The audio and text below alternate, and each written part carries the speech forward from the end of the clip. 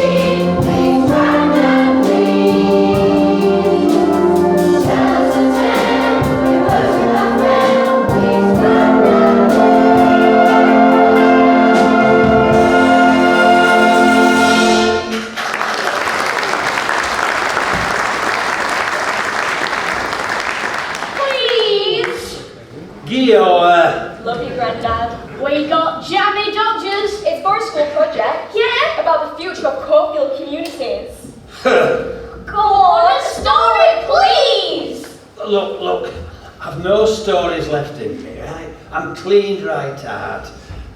And so's Ruddy Coldfield, you understand? Go on, get back to your bedrooms, both of you. Go on. Two kids, a brother and sister.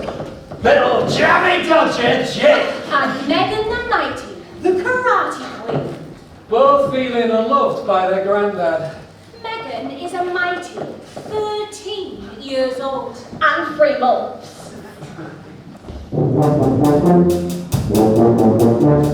She knows it all. Snapchat, Insta, influencer, black belt karate, self-defenser, vlogging, shade and tea.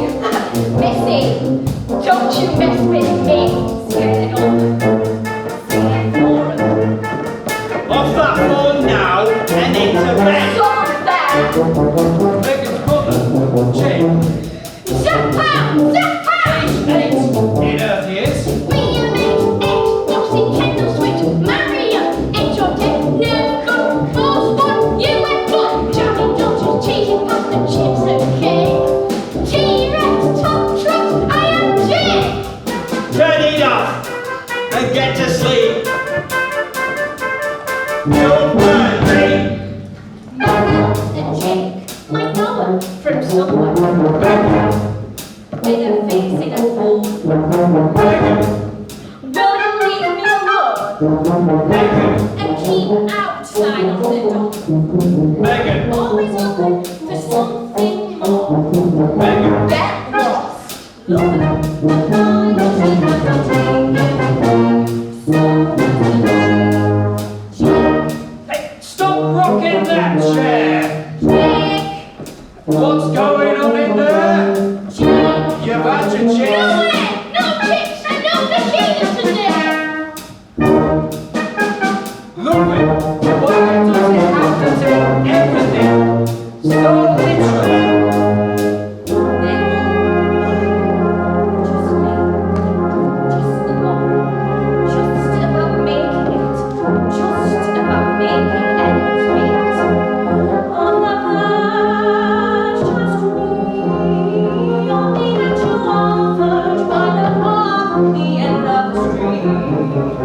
Just catching my breath from the word you're getting. The kids to school on time, I am fine.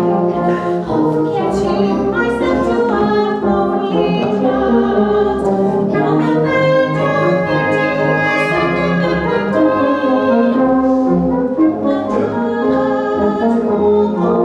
of making it out for the night just but the kids just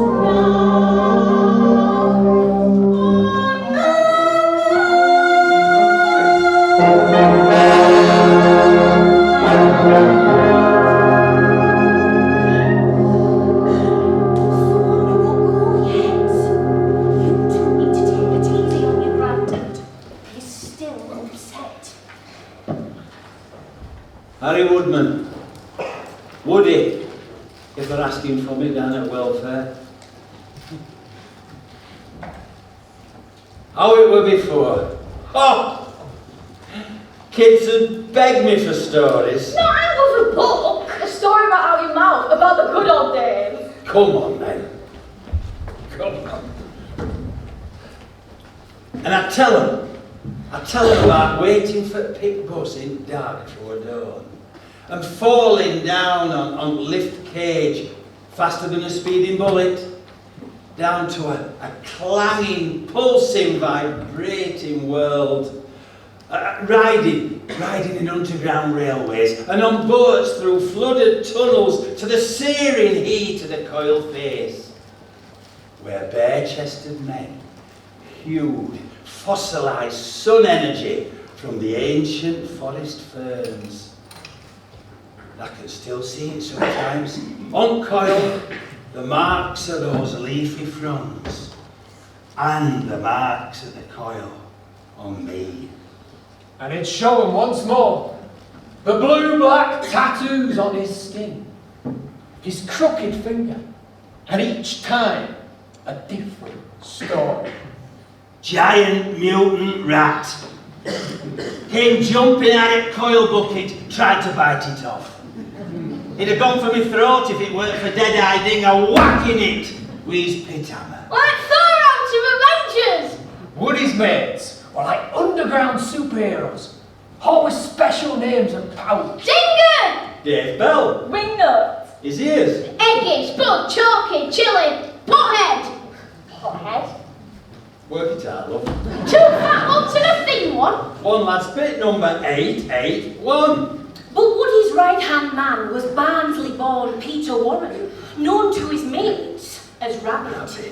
The geographer kit. It was Rabbit who put jam in pockets, custard in boots, grease on tool handles, and tadpoles in tap water. But we got his own back ones. We put live rabbits in his locker. Oh, I tell you, I don't know. He didn't know what to do. I bet they're still down there now, breeding. Mint and match! Yeah! Woody and Rabbit. Years after they closed the coinery, you'd still find them together, laughing and joking and playing dons down welfare, till the night Banachek came for Rabbit. Banachek, Woody and Rabbit's name for the knocker, the shadowy spirit of the coal mine. Banachek! A whisper in the dark, tap of hammer in an abandoned pit shaft, scrape of an unnailed boot. One night, Rabbit were late getting to welfare. He got red-faced, he'd been walking fast. He were panting and coughing, but well, don't we all? Legacy of a life down pit, and not breathing coal dust. Anyway, he says serious like, he says, I had to leg it, I knows. I had to leg it. He says, I could hear his bullets coming behind me. And then, we all laughed, you see. He says, it were Banachek. Well, we are laughing, see now. And then suddenly, there's a crack from under the table, like a banger or a snapper. We leap back, we knock beer everywhere. Then, there's only him laughing. There's only Rabbit. He's laughing. He's laughing and he's coughing. Last time he had a laugh on us. Because day after he went into hospital. And he never came back. Something in Woody never came back either.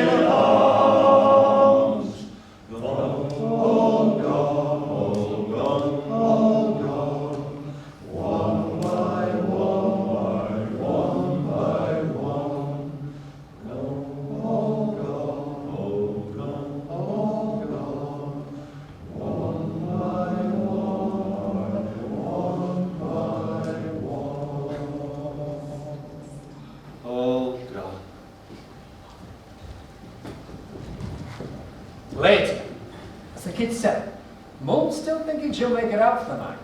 There's a sudden noise from the kitchen. Something falling. Something cracking.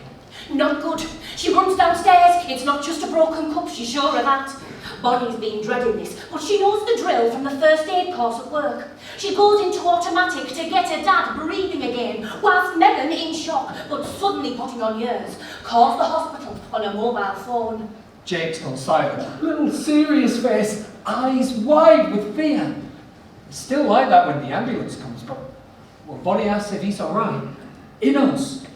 Okay. And Megan, who's won her mum's trust, waves her off with Woody in the ambulance and promises she'll look after her little brother and she'll keep in touch by text. Jake is sent to his room. School tomorrow no matter what. But, well, Megan sets up camp in the front room. Phone at the ready, telly on quiet in the corner. He wakes up with a start, jumps out of bed, pulls on his clothes and starts shoving stuff into his school bag. Oh, his cork-firing toy rifle. His granddad got him when his mum wouldn't buy him a Nerf gun. Oh, Woody's old snap tin containing Jake's Jurassic Park top trumps. Oh, a packet of Jermy Dodgers. Yeah. A bottle of water. And, of course, his can't go anywhere without it, Nintendo Switch. Then, he writes a note. For his sister to find 20 minutes later. She's been on the phone to her mum who's been trying to reassure her. Doing an operation to clear his arteries. He'll pull through. Tough as old pig boots. But there's uncertainty in her voice. And when Megan hears the click of a latch, she turns round to check that Jake isn't out of bed earwigging. Oh, he's out of bed, all right. And out of the house as well. Leaving his note pinned to the door. Gone to fetch Grandad's art from pit! Exclamation mark, exclamation mark, exclamation mark, Jake! Megan starts running.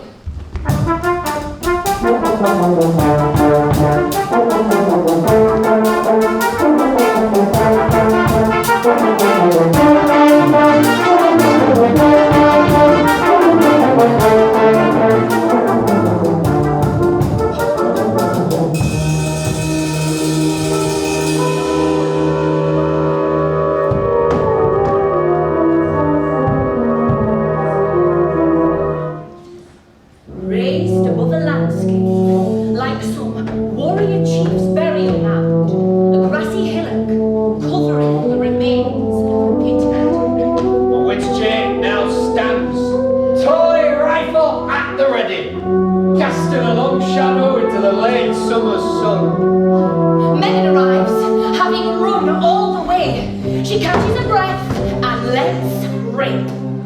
What are you up to, Jake? It's not some game we're playing. Grandad's proper ill. His dad's not actually here. Just a saying. Mum's sick with worry. If she knew where you were, No, you're back home with me. Right now. Come on, it's getting dark. Let's go. Get off me! I know what I'm doing! They'll be here soon. In the butch. Then down, fast as a bullet. In the cage, my granddad told us. The railway, the underground river. Look out, it's a rat-a-tat! Fight him up! Zap pow! Zap pow! 5 minutes out. Bring it back. And what can she say? He's upset, but so is she. And Mum has left her in charge. But it's like when Jake was a toddler. You tell him a story at bedtime and, well, he'd wake up terrified. The big bad wolf. The bogeyman. It's a dream. All in your imagination. A dream, lass, aye. I could make a case for that, aye. But there's no time now for a debate. No, we've got to get on, lass, before it's too late. You're a... Come, we don't use the G word, lass, no. I'm toast. Aye. But not some Scooby-Doo type ghost. No, no. I'm on double overtime with the everlasting late shift. And we've got to get on with it, lass, if Woody's to live. Here comes the bus.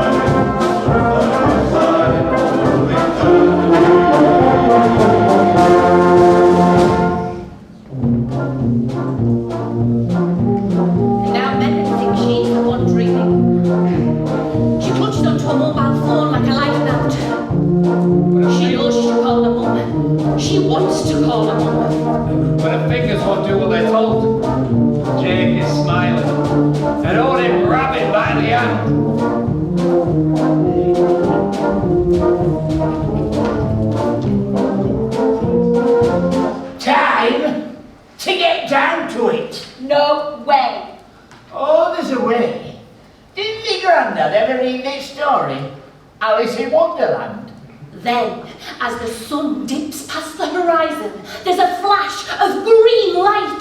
The ground opens up beneath them, and a cage with Megan, Little Jake, Rabbit, and the everlasting late shift falls faster than a speeding bullet into the depths below.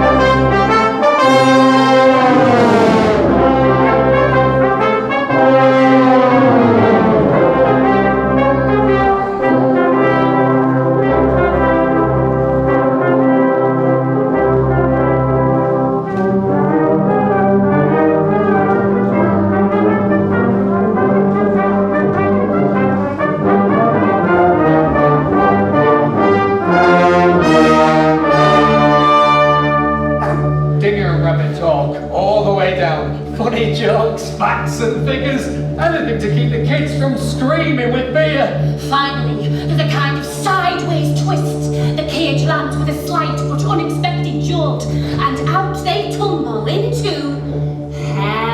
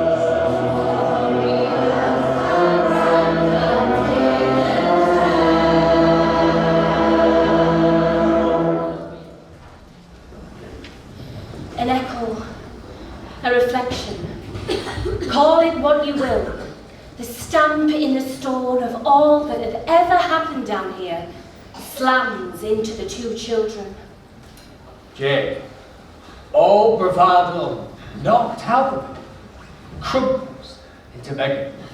Who, fighting the fear, grabs a mobile phone and presses emergency call again and again and 10 million ton of rock above us, love. Take a deep breath. They breathe. The noise abates. A light breeze from the lift shaft tickles their backs. Think of it as a dream. Or a story, except you're in it. Like a game? A computer game? Well, if thou must I, but there's no repeat. And there's only one mission. To bring back your grandfather's heart. Will it save his life? Well, put it this way, love. Without it, he's no chance. Right then. What's next? Grab in the late shift, show what look like big iron bathtubs, all lined up on an underground railway. This'll take you where you need to go. I'll stay here on watch, but Dinger and the lads will look after you. All right? Now, I've got you these from Lamp Room, a helmet and a brass token. Now, hang on to them, because we'll need them when you come back out. Because we need to know who's down there, in an emergency line. Okay? They pile into the empty tubs, and with a jarring clanks and jerks, the underground train begins its long journey to the coalface.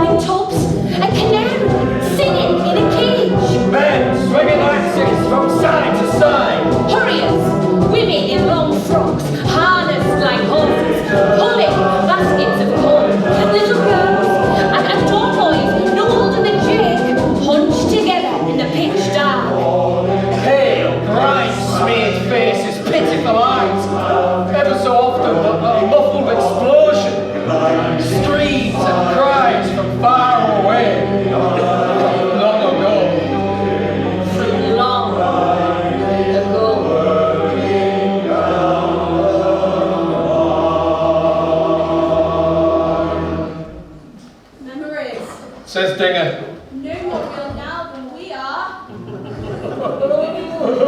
The laughter of this doesn't reassure Megan and Jane, and they're glad when the track ends and they clamber out the tubs to walk. On they march for another 100 yards, Dinger leading the way, the roof of the tunnel bearing down until they can go no further, with its wooden arches like the crypt of a church. The coalface. The late shift gathers round respectfully, as if waiting for a service to begin. Well, there's nothing to look at, just a seam of black coal gleaming in the lamplight. The kids feel their confidence drain away. They're stuck down an abandoned mine with a bunch of... But then, it gets worse. Battling out the seam as it made of coal itself. A black, rooted figure.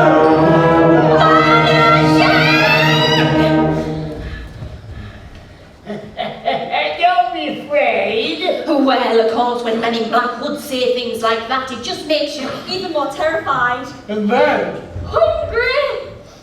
because there's a smell of Chips and cheese, you bastard. And the sweet fragrance of... Chocolate cake. Oh, that must be starving. Ravenous. Before them, out of thin air, a feast appears. So hungry. Jane reaches for a fat, juicy chip. No! Oh, get off me. The underworld, Hades, Quinn at school, eat their food, and you stay here forever. But even as she speaks, her own hand is heading for the chocolate cake. Eat now, pay later. Something is shoved into her fist. Jammy Dodgers? Not Hades' food, I brought them with me. Oh, give me that. A mistake. Megan's martial arts training quite literally kicks in. Hiya!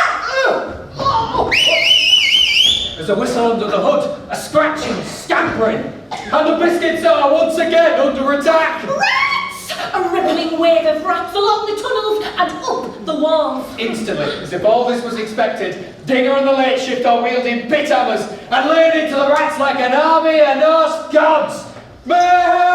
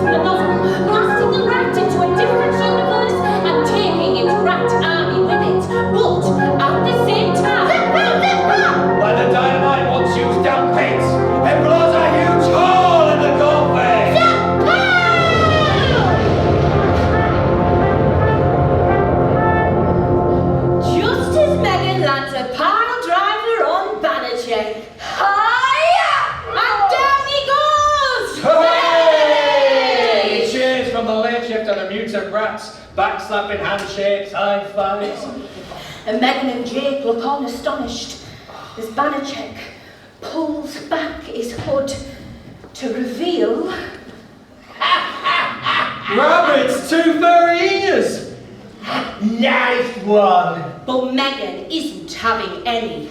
So, what was all that about? If Banachek's not real, what about Grandad's heart? Is this all a sick joke? Because if it is, I need to wake up right now. Easy, easy. Banachek's real enough. He's not a person as such, he's more like a force that keeps us at bay. He won't let us toasts go beyond the face, back to the far past where Grandad's heart is hidden. Dad was martial arts, so we needed to harness this chi.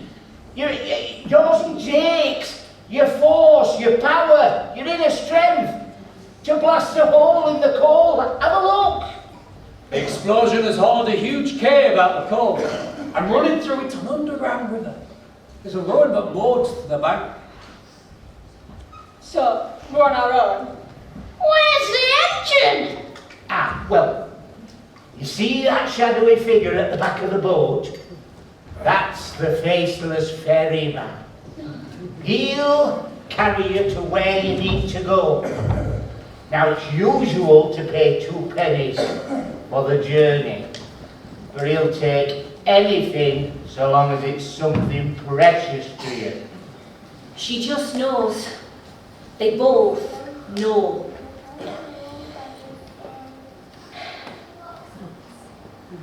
For Grandad. Says Megan, handing over her iPhone 19X. For Grandad. Repeats Jake as he drops the popcorn into the sack. Sees the look on his sister's face.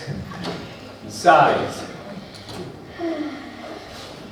And offers up his Nintendo Switch.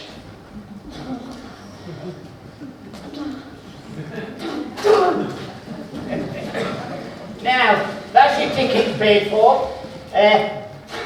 Give us your helmet, your tallies, and be careful how you get onto that boat. Alright? Right, lads. Dinger, Buddy, all of you, and all of you, let's give him an everlasting late shift cheer. Hoggy, hoggy, hoggy! Hoggy, hoggy, hoggy! Hoggy! Hoggy! Hoggy, hoggy, hoggy!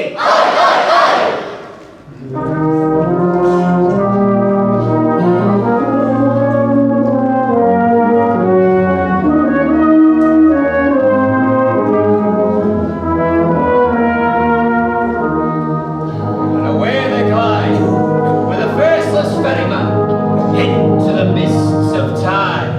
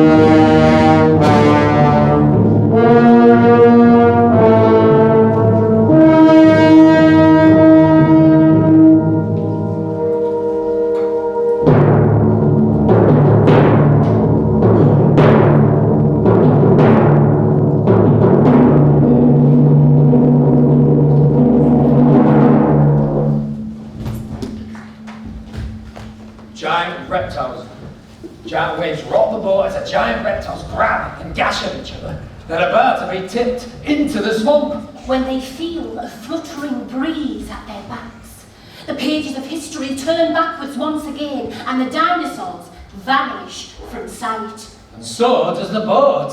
They fall almost gently onto wet earth, and struggling to their feet, they find themselves on a muddy beach beside a wide sea, and behind them, a forest of tree ferns that stretches forever.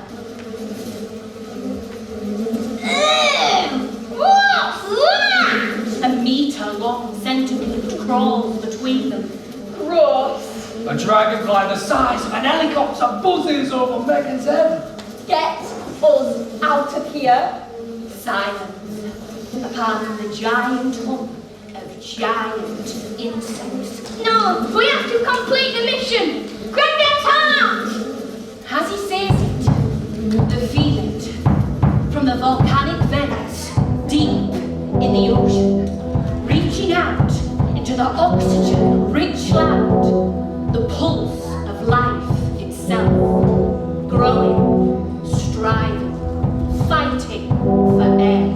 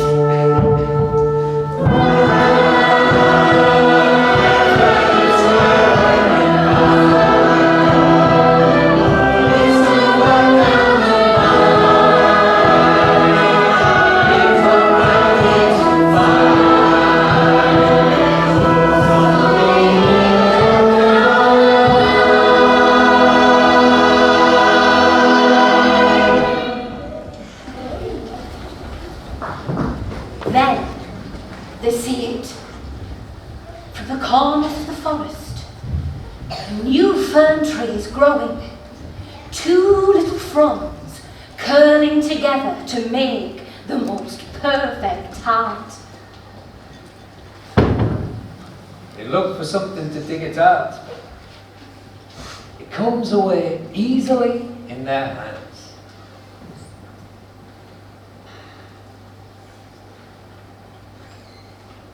What now? Go home. But Rabbit said it was like a story. How does it happen in stories? As they consider this, as the sun dips past the horizon, there's a flash of green light, a rush of wind.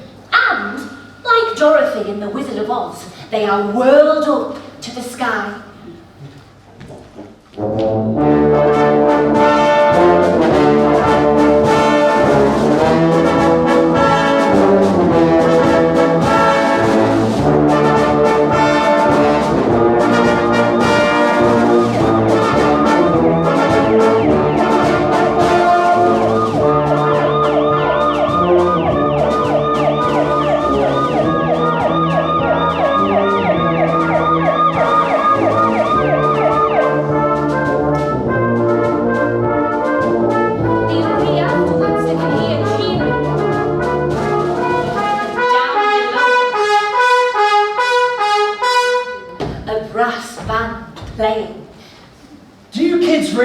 the worry you've caused. What to say? What to say? We say. No need to take it so personally. So literally got a bit lost. It's dark out. Couldn't see that note. Just the way of speaking. That's it. Wouldn't think his heart was actually in the pit. Why didn't you? Phone? Must have run out of charge. Didn't realise. We've come out to look for Something to buy for Grandad. But we couldn't. Because the shops were shut. So here we are. And look, we found this.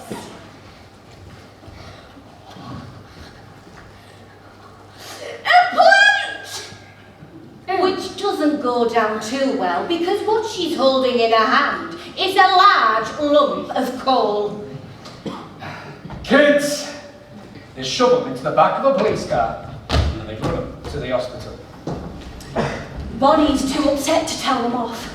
She rushes them straight to intensive care to see their granddad.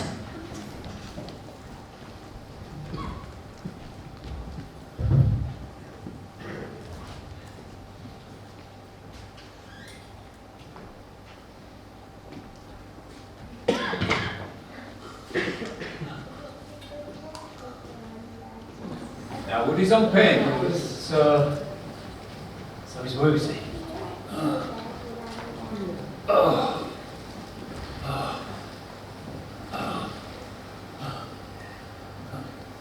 He takes a lump of coal as if he's been expecting it. Smiles when he sees the fossilised fern art. I told you about this, didn't I? I told you this is carboniferous from years and years ago, when trees grew and were turned into coal. Like me now. Ancient history. Megan puts the coal on the bedside table, along with the flowers, and they get well cards. And Jade begins to cry. So it hasn't worked. And Megan cries too, and their mum, because that was Woody's way of saying goodbye, but they don't give up on him.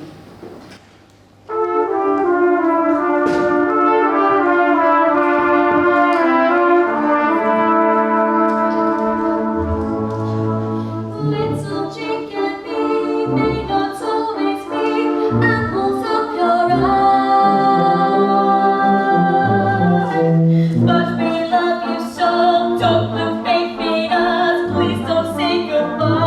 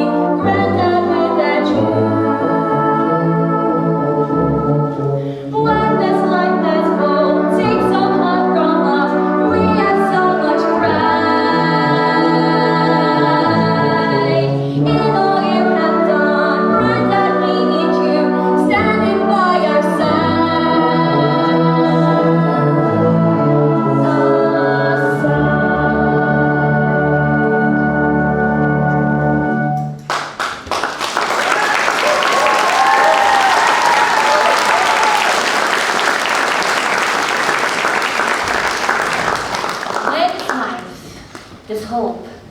And sometimes the other way around. You don't be that surprised. Just a few months later, to see Bollywood out for the night with her mates. On the verge of having an extremely good time. Because Grandad is back home with the kids.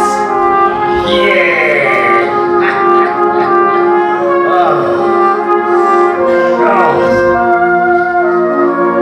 Pacemaker, bypass, beta blockers, but at least I'm not buttered toast. Now then, how many times do I have to tell you kids that I believe you? I believe every word. I mean, weren't it me that told you about rats and Banachek, and cage and rabbit, and late shift, yeah? You couldn't have made all that up. I mean, antimatter were a bit of a stretch, like, but other than that, I mean, ponies and little uns down pit and them giant ferns that made the comb, all true. Now then, what's this that were telling me about this project at school? It's to do with coil fields, isn't it? It's about the environment. We've researched how to make life better for everyone, so all our good dreams can come true. If only. We have to do a presentation in the assembly. The whole class. You could come and do it with us. And me? I could come too! The school hall crammed full of noisy children and their families. Megan's class teacher, Mrs. Gow. Followed by Mr. Fletcher, the deputy head. Quiet, please. That goes for you, Jason. And you, Marie-Louise. You're excited, of course, and so are we. But it's time to find out what Megan and classmates have been doing with the help and support of family members. One of whom, despite a recent heart operation, has insisted on being with his grandchildren here today. So please, can we have a very warm welcome to Megan and Jake's grandfather, Harry Woodman.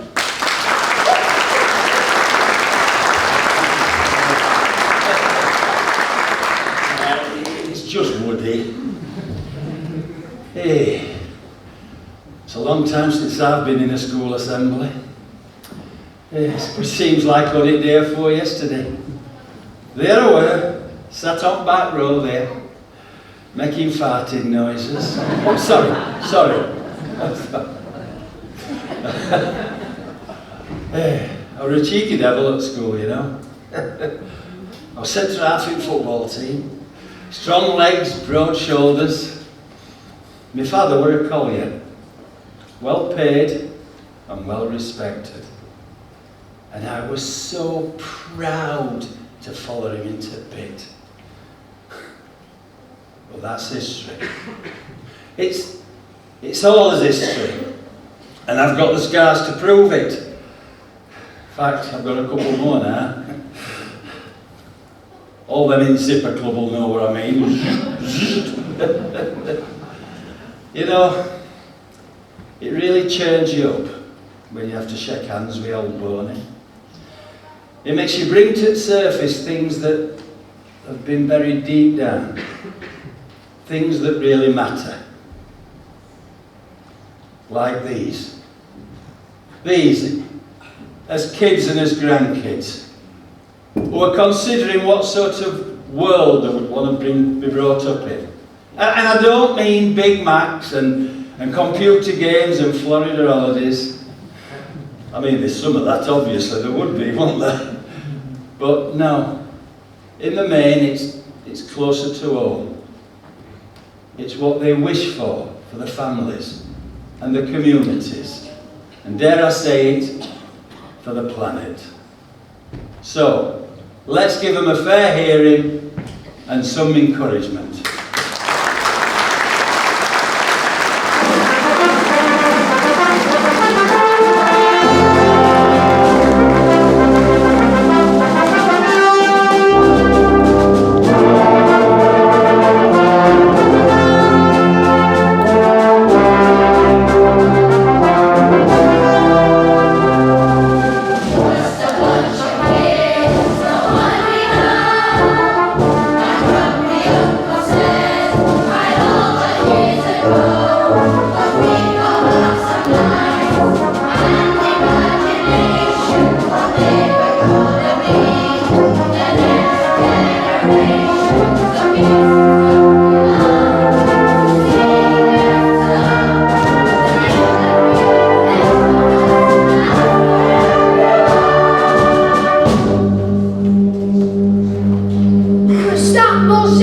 buses would be cool. And all my populating on duty outside our school. Dodging cars with a pram or a wheelchair sends you dizzy. A school bus to pick us up when our parents are busy.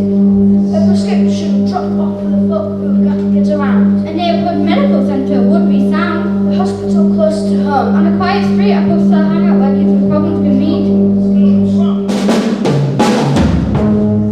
Decent jobs. A vet. A community public library. A swap shop. Arcades with great games. Virtual reality. Coffee shops, kind to see in other places, where families and friends sit and chat with smiling faces. A technology centre. Nice houses without any dam. Every shadowy generator by a shining street lamp. Community police, more boots on the street assigned. Activity bus riding, one of every kind. Centres with special facilities, for groups to reach driver with disabilities. Canal River Walk. Allotments, spaces to afford, more rail trains and buses, ones that actually run. Support for newborns and babies, safe bags for the small, help for poor and the homes with nothing at all.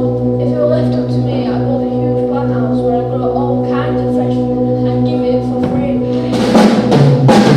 One thing that needs more rubbish bin, it's a disgrace. All tin cans, gas bottles and dump that litter the world. Let's have a big massive clean up. Green park, roads for lot. And be proud as punch of the place where we live. Why not? Then to celebrate a festival. Seasonal treat, inflatable, barbecue, parades, Dancing in the street. super screen cinema, sports, rides, a water fight, In winter singing around the fire pit. all through the night.